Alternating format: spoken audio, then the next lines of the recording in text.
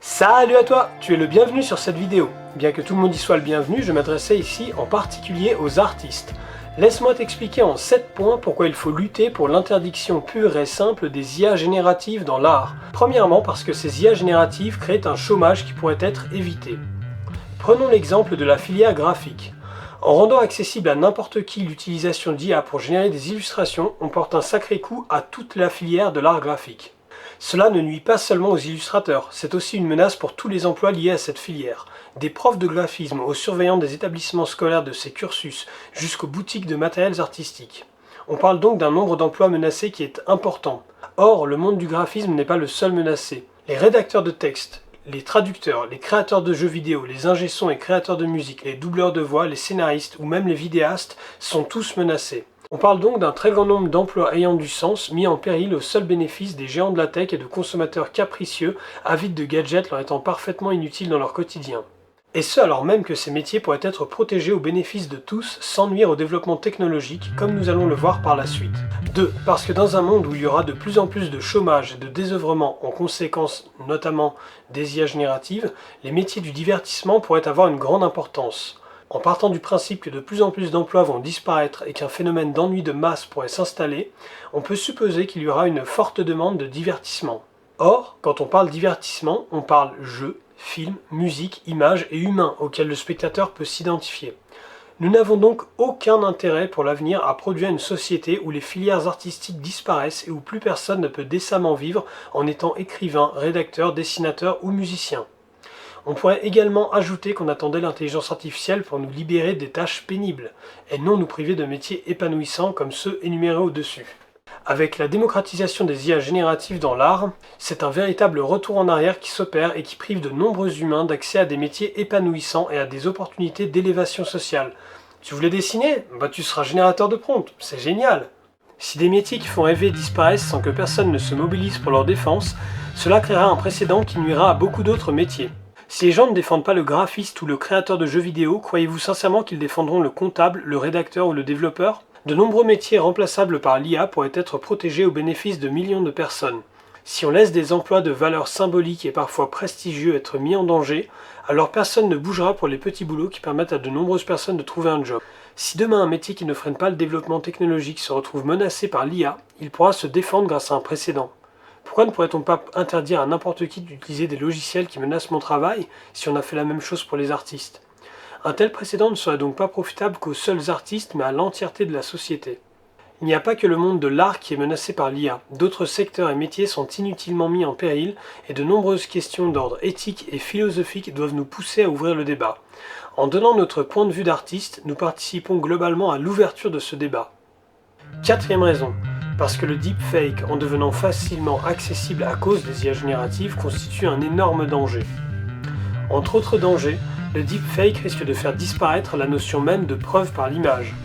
Imaginons que vous ayez une preuve visuelle d'une agression dans un futur proche. On pourra alors vous contester la fiabilité de votre preuve. Si les IA génératives étaient confisquées du public, alors la fiabilité de votre document resterait hautement probable. Dans un monde où n'importe qui peut produire de fausses déclarations en utilisant votre voix, de fausses images en utilisant vos photos, le concept de preuve par l'image ou d'enregistrement n'aura plus de sens. On ne pourra plus rien prouver facilement. On pourrait par exemple générer une fausse image d'un conjoint en train de tromper sa partenaire et personne ne pourra être sûr que le document est vrai ou faux. Sans parler des très nombreuses arnaques qui seront rendues possibles par le deepfake. Interdire l'IA dans l'art permettrait non seulement de sauver de nombreux emplois, mais aussi de diminuer fortement les risques de deepfake. 5. Car l'IA générative est peut-être la plus grande menace contre l'art en lui-même. Pour qu'une œuvre ait de la valeur marchande, il faut qu'elle ait une certaine rareté.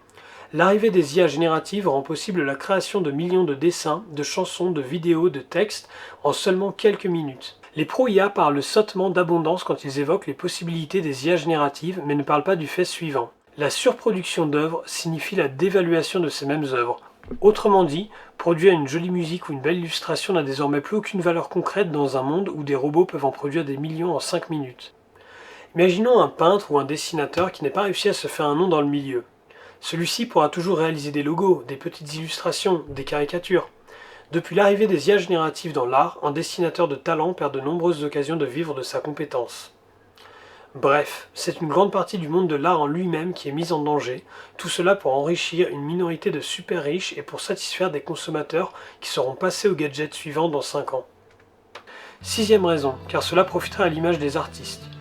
On a parfois accusé les artistes, et souvent en raison, il faut le reconnaître, d'être déconnectés des problématiques du réel. En luttant contre les IA génératives, les artistes gagneraient l'image de personnes courageuses prêtes à défendre leurs intérêts et à aborder des sujets liés au sens de la vie ou à la finalité du progrès. Au contraire, en se pliant passivement à ce changement par conformisme ou par peur d'être rétrograde, les artistes s'effaceront tout simplement de plus en plus. Septième raison, car cela est possible. Comme je le démontrerai dans la vidéo suivante, le remplacement par l'IA n'est pas une fatalité inévitable contrairement à ce que les promoteurs de cet outil veulent nous faire croire. Les États-Unis parlent d'interdire l'utilisation de l'IA dans la téléphonie mobile. Pourquoi donc pas dans la création artistique dans ce cas-là ? Les arguments d'ordre financier et éthique qui justifieraient une telle interdiction pourraient être nombreux. La puissante major Sony Music est déjà engagée dans le combat pour le droit de ses artistes, et Nikon et Canon cherchent déjà à s'organiser contre le détournement d'images par IA. Avec l'appui d'une part importante de l'opinion publique et des arguments d'ordre économique, il est donc tout à fait envisageable, en étant optimiste, d'aboutir à une interdiction d'utiliser ces outils dans les secteurs artistiques. Et en étant pessimiste, en partant du principe que nous ne pourrons pas interdire ces outils, le meilleur moyen de ne pas être les dindons de la farce est d'obtenir le maximum pour défendre nos intérêts et de mettre la barre haute, un peu comme lors d'une négociation. Si on part du principe que l'on nous demandera forcément de baisser notre prix, alors il faut mettre la barre très haute. Bonus et dernière raison, par anticonformisme. La démarche artistique n'est-elle pas en elle-même d'effectuer un accomplissement ? N'est-il pas dans la nature de l'artiste d'aller à contre-courant ? Lutter pour l'interdiction des IA génératives dans l'art n'est pas seulement une démarche pragmatique de défense de notre existence en elle-même et de nos intérêts. Cela peut être aussi l'occasion d'une aventure inspirante. Si les artistes doivent mourir emportés par la machine, il serait préférable de mourir avec panache plutôt que d'essayer de s'adapter à une nouveauté qui, on le sait tous, pourrait nous enterrer très vite si nous n'y prenons pas garde. Je vous remercie pour avoir regardé cette vidéo, n'hésitez pas à donner d'autres raisons de lutter pour l'interdiction des IA dans les commentaires, le débat est ouvert.